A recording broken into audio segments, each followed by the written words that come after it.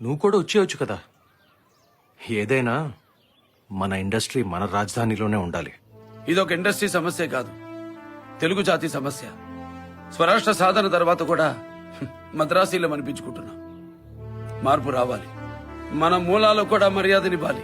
తెలుగు భాష వాడి తెలుగు నెత్తురు వేడి దేశమంతా తెలియాలి.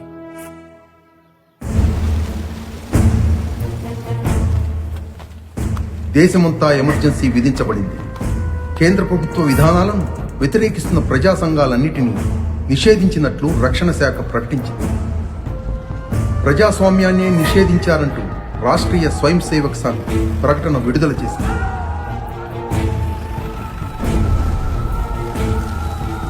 యువజన నాయకుడు, ముఖ్యమంత్రి కుమారుడు అయిన ముత్తువేల్ కరుణానిధి స్టాలిన్ ని పోలీసులు అదుపులోకి తీసుకుని శారీరక హింసకు పాల్పడ్డారు.